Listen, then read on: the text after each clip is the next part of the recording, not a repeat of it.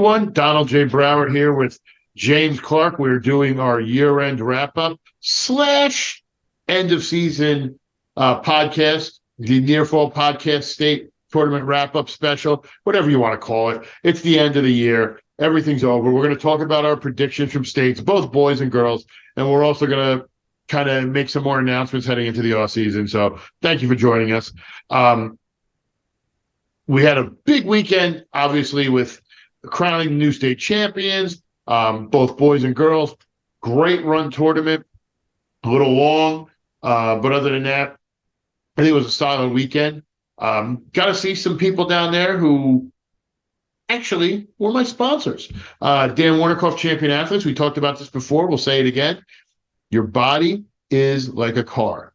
Put all the fancy decals on it, all the shiny bells and whistles. You need the right fuel. Dan Warnikoff will do that and help you get better. You can be an athlete, not an athlete, in-state, out-of-state, championathletes.com.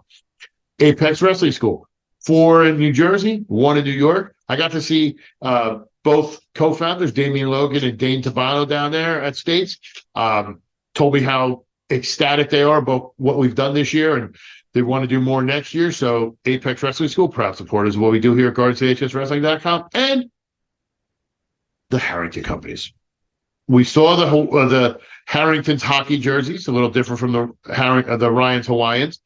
Beautiful design he did for all the Del Barn guys. That was also the Harrington sign hanging up all around. It was like the state was trying to steal one of my sponsors. Stay away, people. No, I'm just kidding. But if you have a nice house, you want to make it even look nicer, give the Harringtons a call. You got a dump and you want to rip it up and start anew, give the Harringtons a call. They have a recycling, they have construction, and the landscaping. So the Harrington companies, proud sponsors of what we do here at GardenStateHSWrestling.com. Now, like I said, we had the boys and girls state tournament. We're going to start with the girls tournament. We have on the site, I was down there. I did a podcast on night 1, on night 2. I filmed something on the way home night 3 because it's another year, another laptop in the crapper, right down the tubes. I broke another one. I don't know what happened. It shut down on me. It's over at Best Buy, so they got a bunch of college kids poking at it and hitting Control-Alt-Delete a couple times to see if it works. Ridiculous. But I digress. And then we also had interviews with every female medalist and champions. We had 2. We had Gabriella Conte at Hanover Park 100, and then we had Ella Paolillo from High Point at 138. A couple other girls make the finals, but something I want to say about the preview video before I continue, and I don't do this often, and I'm not really a apologizing man. So let me get this out of the way first. We did the videos with all the young ladies, and there's a coach of one of the young ladies who I highly respect. I'm very good friends with him. We tease each other like we're, brothers, and we make fun of each other. He tells me how fat I am. I tell him how short he is. It's a little funny banter.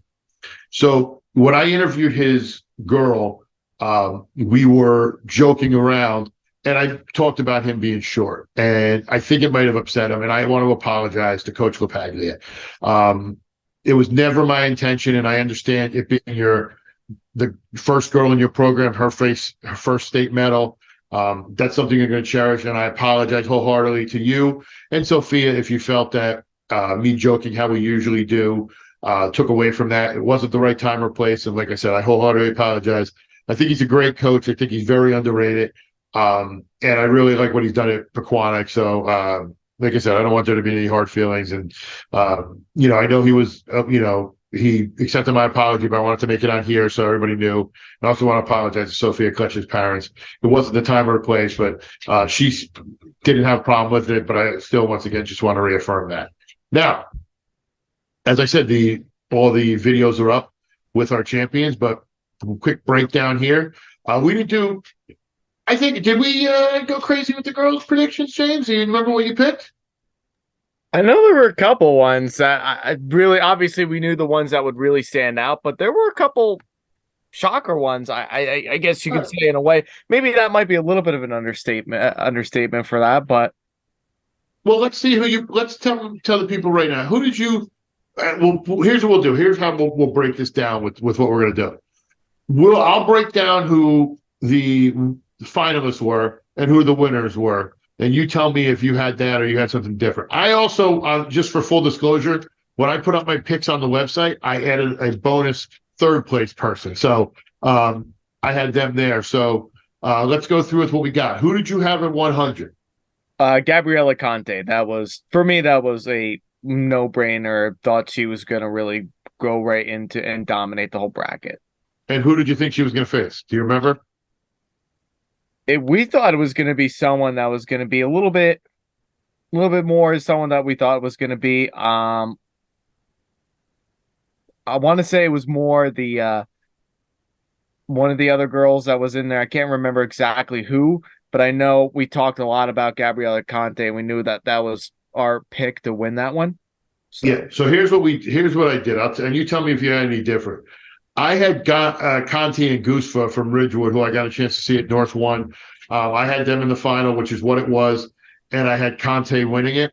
And then for my third place, I had Olivia McCormick. She wound up finishing sixth. Emily Diaz Santos of Morris Hills wound up finishing third. So, we were kind of right there. I was with the champion as such. Heading to 107, I had Leanna Mercado from Lodi winning it over, I am going to horribly butcher this name, Justin Ty Malqui of Pensacola. I apologize if I mispronounce your name. And then I had Leanna winning it, second title for her. And then third place, I had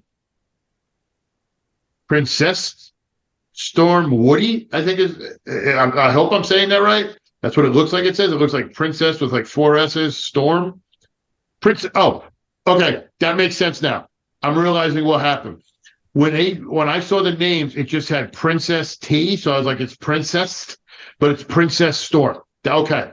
That makes more sense than what I was like, that's a little strange, but from Trenton, I was just like, that was and then now that makes more sense. I was just like that. I didn't think they would just throw a random T on there, but perfect. Okay. Now I understand. Who did you have there, James?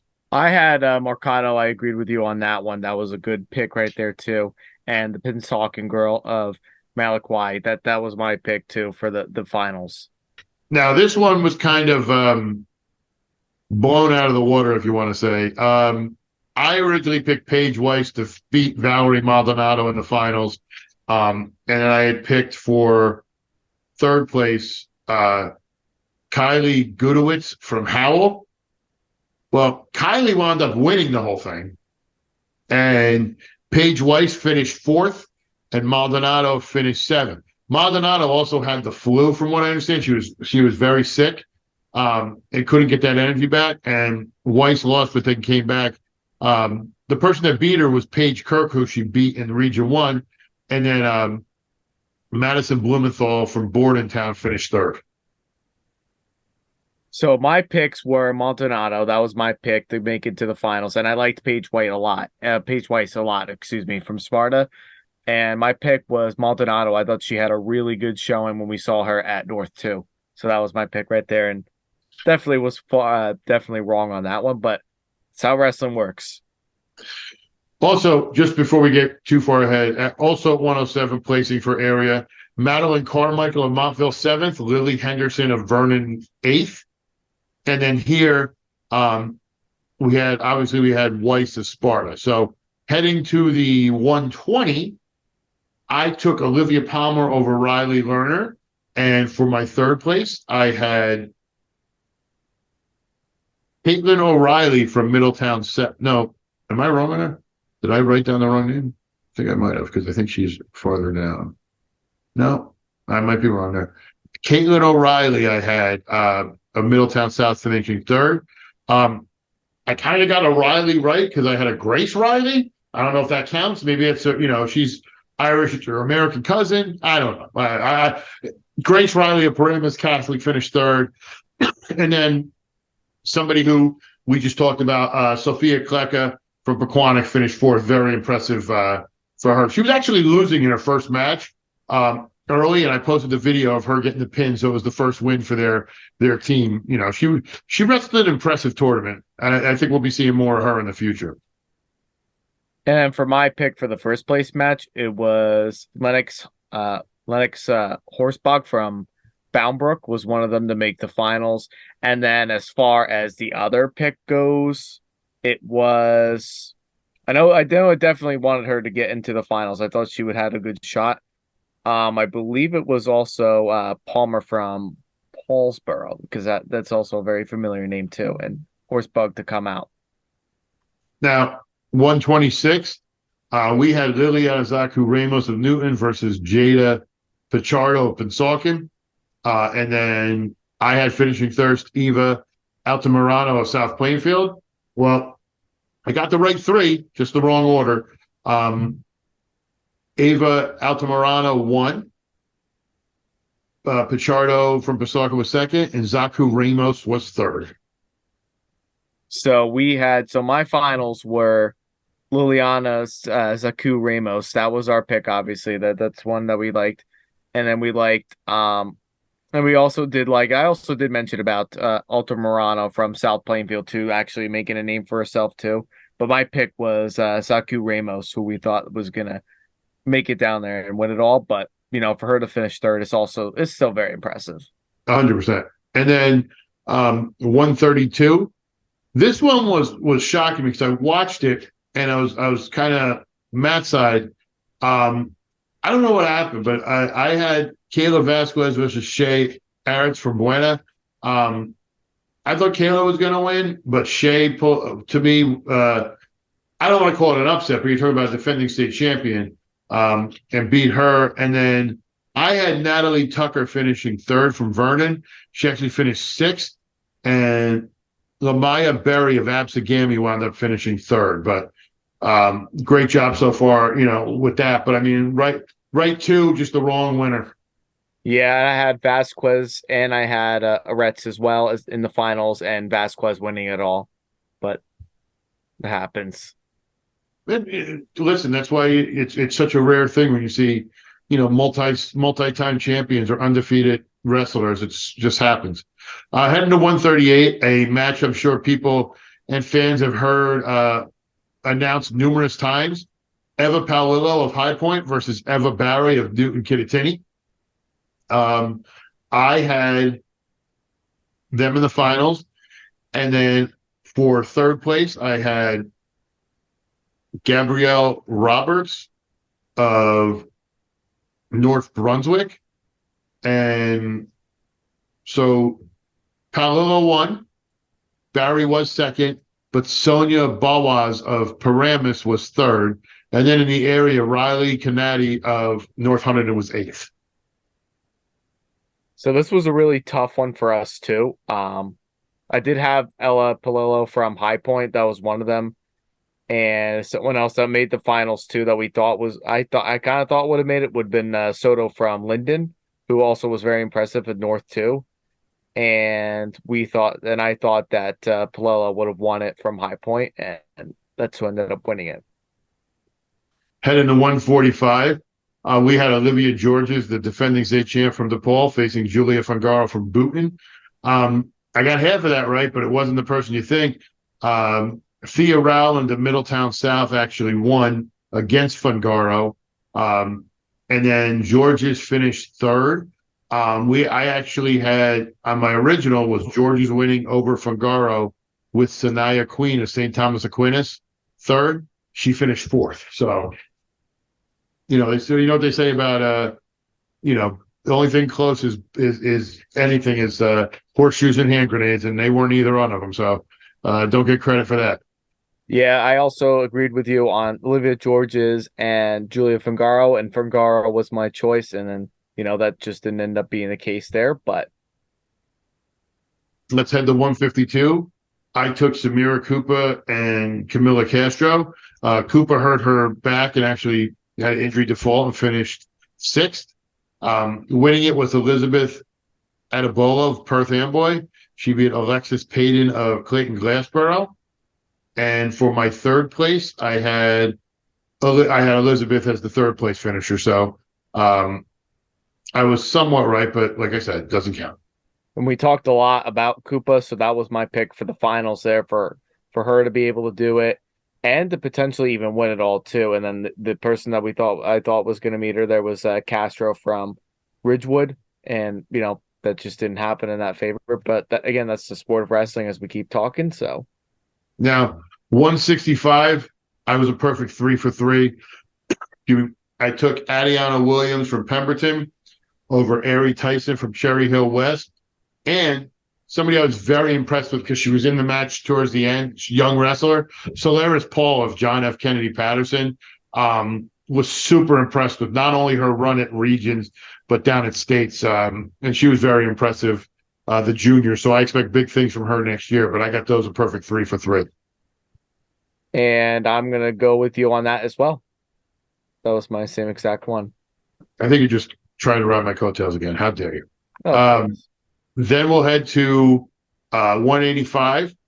It's actually funny. The match I predicted would be the final, Shaylee Young and Caitlin from Gateway and Caitlin Hart from Vernon, was the third place match with Young beating Hart.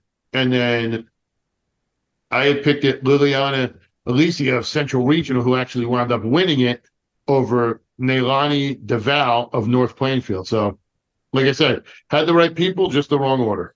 so that was my finals as well, actually. But my pick was Del Val from North Plainfield. That was my pick to win the state title.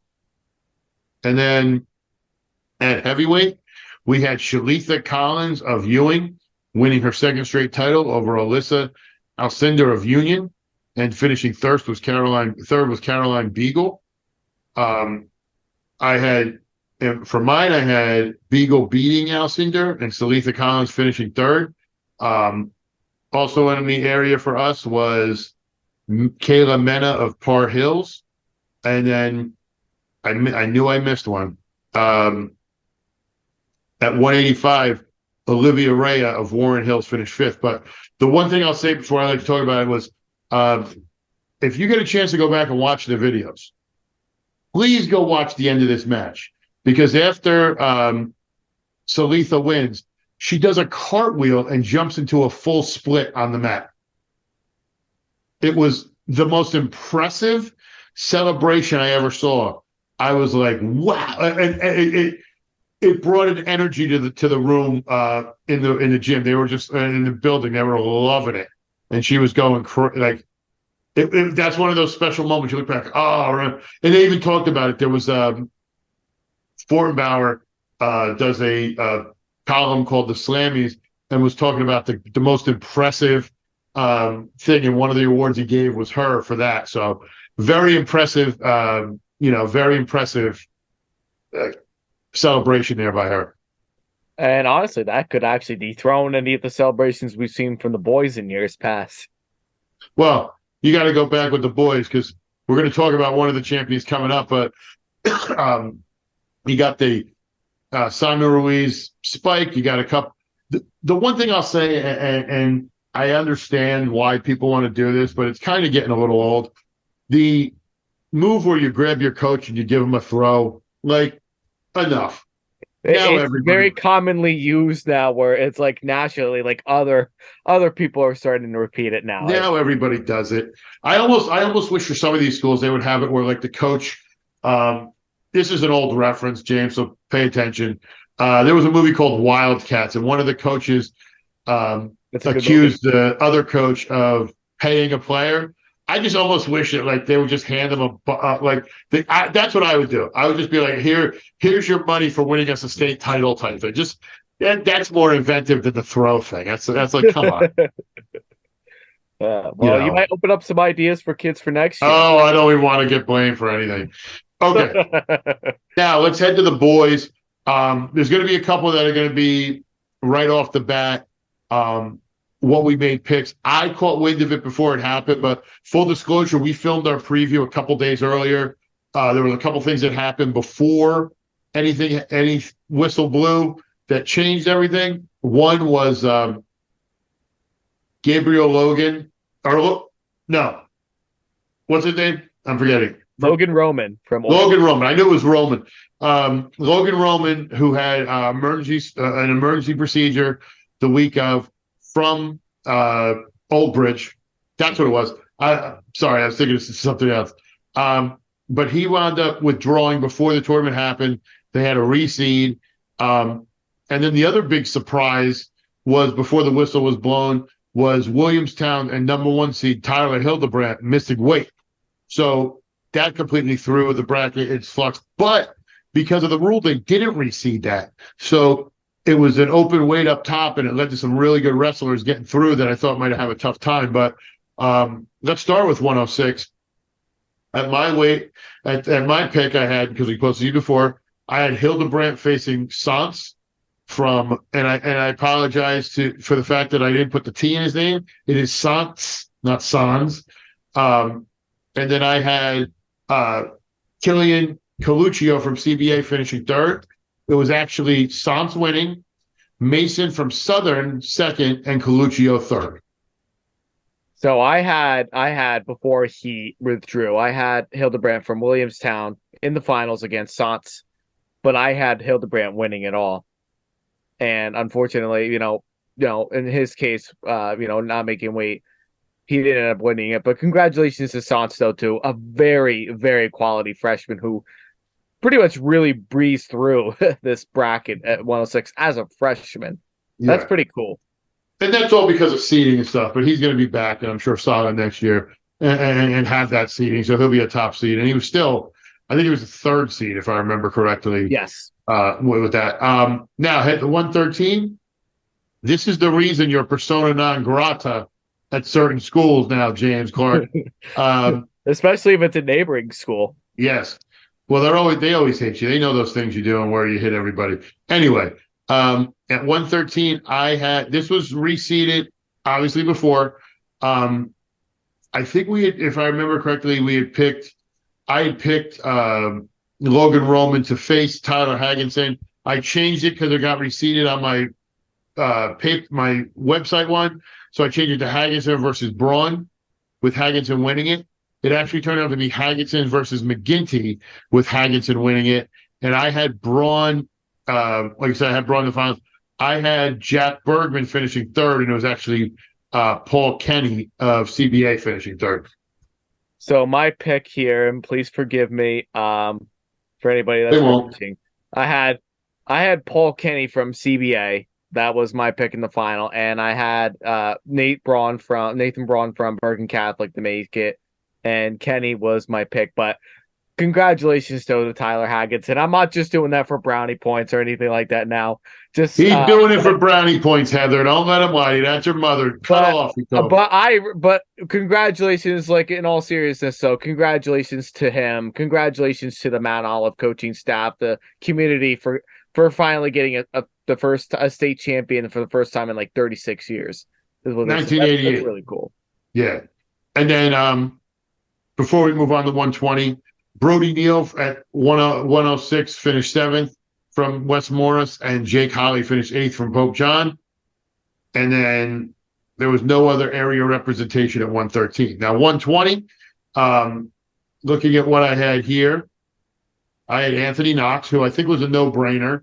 Best wrestler in the tournament. We kind of figured he was going to win the weight regardless. I had him facing Anthony Rossi in the finals. Rossi actually finished third. And I had Logan Brozowski from Seton Hall Prep. He finished fifth. But somebody I like I said, I only picked top three. I kind of looked at and debated. It was Kurt Wayner from Donovan Catholic. He wound up losing to Rossi or Knox in the finals. And obviously, for my pick there for the finals, it was Anthony Knox, and I believe I had Rossi in the finals as well too, who's been on a roll this year, and Knox winning it. Now, heading to 126, I had Ryan DeGeorge winning it over Jaden Perez, with Sammy Spalding from Camden Catholic finishing third. DeGeorge did win it. However, he won it over Siege Hibbler of Leonia. Dalton Weber of Pope John finished third. Spalding finished fourth. and Jaden Perez of Del Val finished fifth. But I got to tell you something. I saw something happen, and I understand the frustration. And we'll talk about it a little bit in an upper weight. I understand, and this is, I'm talking to all you young wrestlers.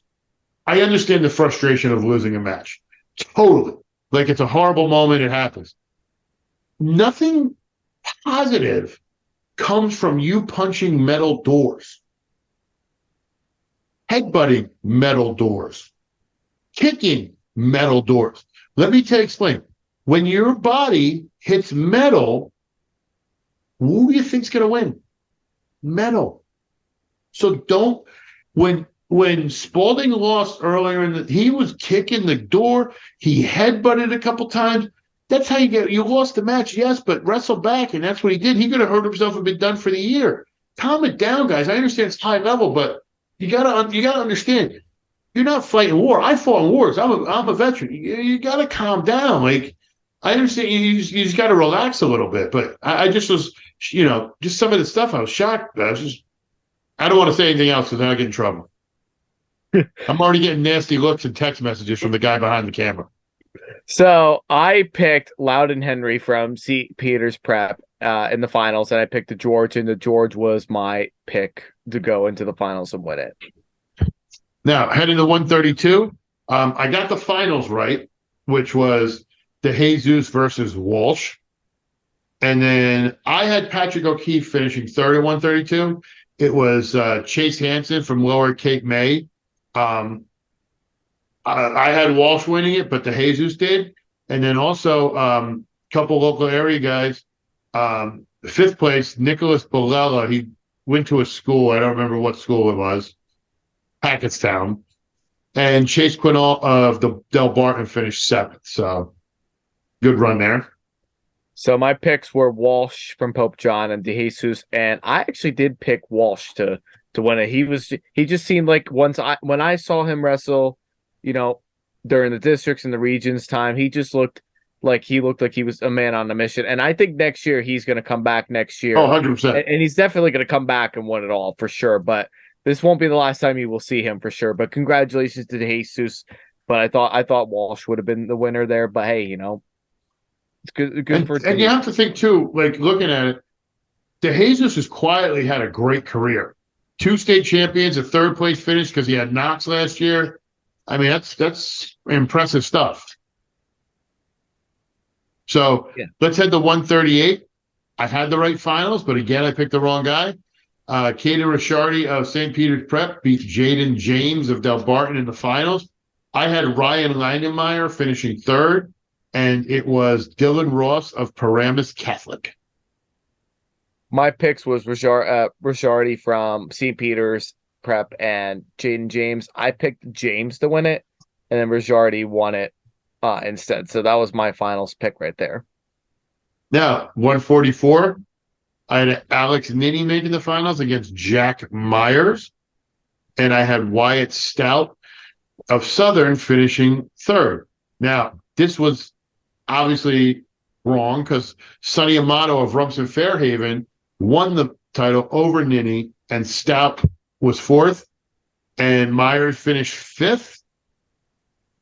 And honestly, because of his run there, Amato got OW. So he came out of nowhere for me, really. I picked White Stout from Southern. That was my final there with Jack Myers, and Jack Myers was my pick to win it all. But Sonny Amato, man, I watched his final, and when I tell you this kid is really, really, really something special, people better watch out for him. As a freshman winning a state title, I know it's definitely not unheard of. We've seen it before happen, but at 144 and you're a freshman and you're winning state titles already, that's a pretty hard weight because when you look at most of these kids that are in there, most of them are juniors and seniors. And for him to go through the bracket the way that he did, imagine what he's going to be like for the next 3 years. He's going to be a lot of trouble, and he has a chance to be a 4-time state champion. Could be. He is. Now, heading to 150, we talked about this before with the door. I picked Jonathan Fuller from St. Peter's Prep to face Gabe Logan, with Gavin Hawk finishing third. Fuller had to withdraw right around the quarters injury-wise. Apparently, and I found this out from some reporters, he punched the door after he lost in the region last week and broke his hand. So because of that broken hand, he had a chance. If he doesn't break that hand, he has a chance to go win a state title. What's more important, a region title, or that's what I'm talking about. I don't understand, and it pisses me off when guys throw away potential. So here we had Belante from St. Joe's Montvale finish first, Hawk finished second, and then Drew Roscus finished third, and Logan from Del Barton was fourth. I know my pick was Gabe Logan. We talked a lot about him. He was my pick in the finals versus Jaden is Naga from Bergen Catholic, and I picked Logan to win it. But he did end up finishing fourth. But Gavin Hawk, I definitely didn't count out though either, even though he may not have been my pick in the final, but I definitely wasn't counting him out. He's going to come back next year, and he's cerebral. He's such a quiet kid, but he's so cerebral and very defensive. He's calculating the moves. It's insane. But oh yeah, 100%. This guy he's going to come back next year in his senior year, and he's going to come back as a different wrestler, and he's going to be way more dominant than what he was this year, obviously, which he was dominant already, but he's going to come back as a totally different wrestler. Don't be surprised if you hear him win state titles next year. No, 100%. Now, heading to 157, Matt Heinrich of Southern. I had him facing Ryan Ford, and then I had James DeCunto finishing third. Heinrich did win it. He beat Cage Jones of Camden Catholic in the finals, and Frank DeBella was third, Ford actually fourth, and locally, Logan Wycoric of Voorhees finished sixth. My pick was Ryan Ford of Bergen Catholic and Matt Henrich from Southern, and Henrich was my favorite to win at 157 as a two-time state champion. Now heading to 165, I got the final right, and I got the winner right. Alessio Parenton of Del Barton versus Jordan Chapman of Cranford. I have the video up of the match and the post-match interview. There was a lot of debate over one of the moves. They stopped it for what looked like a potentially dangerous because it could have hurt his neck. People were booing, and then they booed Alessio after the match. He does what he does best. People boo me. I do the same thing. He went full heel mode, chirped a little bit, bowed in the mat, everything. I'm convinced Alessio Parenton is really Nick Farrow in a bigger body. I've come to that conclusion, which is how they are. Great wrestlers, but he beat Chapman, and then I had John Quinones of Paramus Catholic, who wound up finishing fifth. Finishing third was Hayden Hofstraster of Southern Regional. My pick was also Parenton and Chapman, and Parenton was my choice to win it all, but very entertaining bout. It looked like at first, after one period with Parenton up by so much, it looked like the match was going to be over within like a matter of seconds, but credit to Chapman for coming back the way that he did. I have family that live in Cranford, and they were asking me if I was watching this particular final.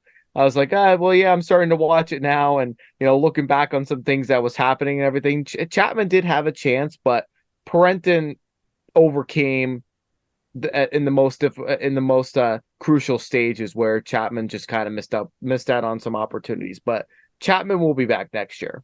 Oh, 100%.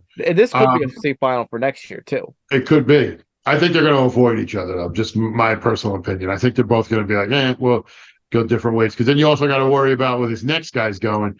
Ryan Burton at 175. We talked a little bit earlier about the whole Knox thing and being the best wrestler in the state or in the tournament. Burton's got to be a clear number two to me. Just the career, the season he's had this year. He beat Lou Sergio for the third time this season. And then I had Thomas Brunetti of Huntington Central finishing third. He actually finished fourth to Connor Scalia of Hasbrook Heights. So, I mean, pretty much right down there where we had it. Yeah, same here. Burton and Sergio. Burton was my choice. That was the final to watch out for. 190. Harvey Luddington versus Vincenzo Laval. I took Luddington, which was the case, with Tyler Beanis. Tyler Beanis from Mount Olive finishing third. Hell of a match between Laval and Beanis at the semifinals. Lavallo Ventures lost in the MCTs and went on to the state final. They all gave it their all there. And then somebody who wrestled back, and I was really impressed with, 8th place, Frankie Martino from Passaic Valley. We've seen him a couple times, and he's a monster. Oh yeah, definitely. And obviously credit to him for being able to do that and wrestle all the way back. That's never an easy thing to do. But I had Ludington in the finals. He was my pick to win it all. And I had Laval to face him and then Ludington to win it all. That was my pick. Yep. 215, rematch of Region 5. Vincent Lee beat Hudson Scove of Rumson Fairhaven. I had finishing third was Nathan Faxon from Governor Livingston. And then a real big shout out to a guy I thought had an impressive tournament, Dante DeLuca of Don Bosco Prep. He's an East Hanover Park guy, but he had a really good tournament too. But we got the 2 out of 3 right finals, right winner. Yep, my pick was Lee and also Hudson Scove, Lee to win it all. That was my pick. 285, I took John Wargo versus Brandon Toronzo and Nutley, with Toronzo winning it. Turns out it was Rocco Delegata of St. Joe Montville beating Connor Martin. Hell of a tournament for Connor Martin, too, from Del Barton. Very impressed with his win in the semifinals. And then 5th was Wargo from Peaburg. Something I want to say, too, and I got a chance to talk to him a little bit. When you walk around, you don't realize how many people watch your stuff and do all this other stuff. So I had a coach come up to me and tell me how much they really enjoyed my stuff. And, they liked watching it and, talking about their kid. And I was like, oh, that's really nice. So as I'm walking around, I see Toronzo. He's just lost, and it was his first loss of the year. And he lost to Martin. And I think it was Sunday. It was before the finals. He was talking. I said, hey, listen, I just want to thank you. You had a really great season. This night, he looks at me in the eyes. He goes, I'm sorry I disappointed you. I saw your prediction and I let you down. I says, no, you didn't. I said, you went out there and wrestled. I said, you're going to wrestle back for third. Do not think you disappointed me. I said, I'm very impressed this season. And I reached out to his coach too. And I also told his coach the same thing. I said, listen, coach, this is what the interaction we had. Your kid's a great kid. And, I really want to, thank him for doing that. It's one of those cool little things where, we don't know how much we see in what we do. And I was really, impressed with him coming over and saying something to me. Yeah, he was one of my favorite wrestlers, really, that we talked about, or at least, someone that I've always enjoyed talking to. He was always a nice kid. He talked to me at Regions. We talked about what his match was going to look like against Shu from Bergen Catholic, and he felt very confident. And then talking to the Nutley community, they were all they love him. They love him. Absolutely. He's a great representative. Not a bad thing about him at all. And I personally can say myself that he's one of my favorite people.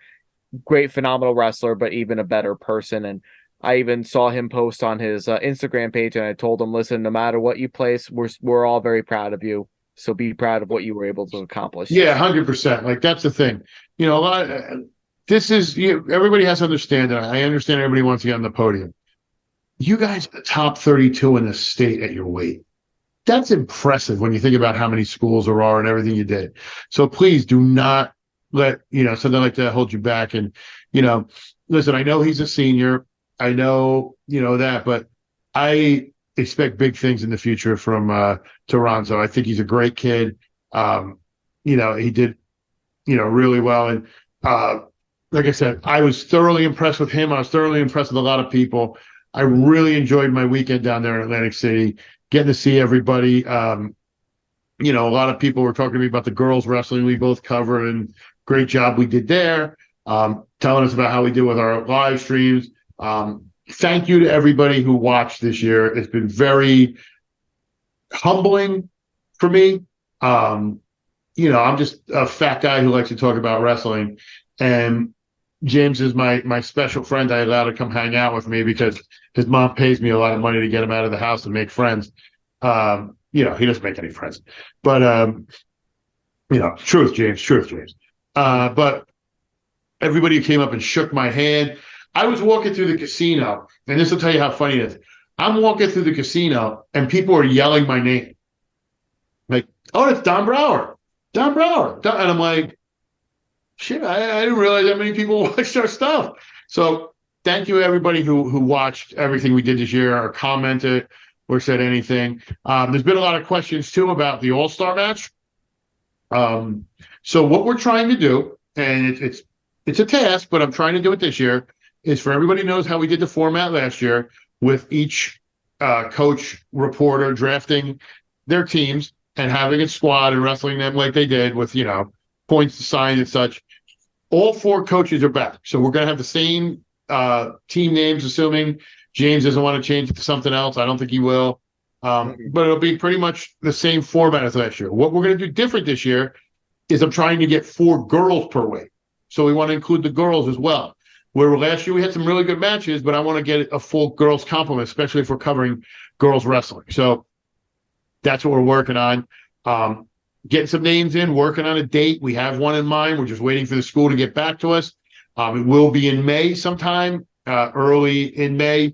So one of those first 2 weekends. We're not sure yet. We don't want to jinx it. But yeah, it's going to be a fun time. We're going to have everybody come out and enjoy and raise some money for charity. And so keep an eye on the socials for that. And speaking of socials, follow us on our social media on Facebook, GardenStateHSWrestling.com. On Twitter, X, whatever he's calling it, if it's still working. Apparently Facebook and everything went to the crap today, but X was still up at Garden State HSW. On Instagram, Garden State HS Wrestling. Like and subscribe on our YouTube channel. Love the interactions I get from everybody, all the content we put up, all the views we get, people loving it. It's because of you. It makes it easier for me with sponsors because they see how many views they get on their stuff. People are going and buying things. Thank you. That's how we keep this going, getting bigger and better. And like I said, we are getting bigger and it's going to get better. So we're having a fun time. And most importantly, I want to thank everybody who's helped us here. Any athletic department we've covered a match, any fan who's come up and said hello to us, any coach who I've annoyed on a Saturday night trying to get a score from a quad to keep the schedules going. We're in the process of updating the site for the final part of the year with all the district finishes, where everybody did for the states and regions and medalists, and that'll be done this week. I had to take a day or so. It was a long weekend, long days. I needed to take a day just where I could kind of relax and get everything done, but I'm going to jump on that here in a little bit. Should be done by the end of the week. But I want to thank my crew. Staff has done a great job this year. If you saw the people behind the scenes who are getting everything done, great job they've done with the crew this year. Jared got a great group together, except for some lunkhead we got to kick to the curb earlier in the season. But other than that, everybody, has contributed and made this really better. James is making faces at me because he thinks I'm going to talk about him. I'm not. No, James and all the announce crew we've had, phenomenal job. Everybody's raved about the stuff we've done, and it wouldn't be because of them. And then, so thank you, James. Thank you. Sean Walker. Thank you to Shane Dunn. Thank you to Kira Hubmaster. Thank you to everybody else who's been, on air with me. And then finally, thank you to my family and especially my wife. It's going to be so nice to actually be able to enjoy a hot dinner with her and not have to run over and get something scores for something or go cover a match somewhere it's going to be a nice couple, like a week or so where we can actually just decompress and hang out and just be married. You understand the wrestling and how it takes away from you. And I know with you and Lindsay as well, it can be trying, it's a tough time being out there doing something you love and it takes a toll on your family. So, thank you to them. And then honestly, finally, like I said it before, I'll say it again. Thank you to you fans. We would be nothing without you. I love the interaction. You could complain about, why Jefferson isn't top 3 in the county or why this team is here or that, or, hey, we love what you do. Or the one thing I was really appreciative of, and thank you to NJ.com for allowing me to do some coverage this year with the state semifinals, which everybody loved me doing. I had so many text messages about it, and the non-public semifinals. But one thing that happened was, I guess, and I didn't know because I was in the building. I guess the final stream for the boys went down for a little bit. And one of the things I saw in the forums was a lot of people saying, give it to Garden State HS Wrestling. They don't drop a stream. So we do. You just don't know it. We're very good with how we cover stuff up. But thank you all for the vote of confidence. Thank you for spending a little bit of time with me. I hope I bring some happiness, into your life. And then I know I said finally before, but this is actually finally to all you wrestlers, all you guys who didn't make that podium, all you underclassmen. There's next year. It starts now. The best train all year. They don't wait. The best get going now. Be the best and start training now. And to all you seniors who I've had the privilege of covering for these 4 years, thank you. Thank you for allowing me to be a little moment and part of that in your life. For example, I got so many thank yous for when we filmed the Hagginson match and filming him hugging his mom and seeing everything there. I feel like I'm just documenting the life that they have. So thank you for allowing me to be a small part of that. It means a lot to me.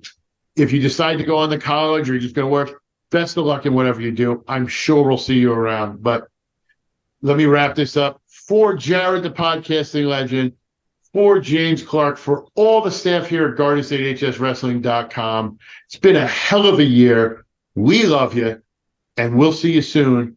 It's time for us to take a little break and then start with the All-Star match. We'll see you soon.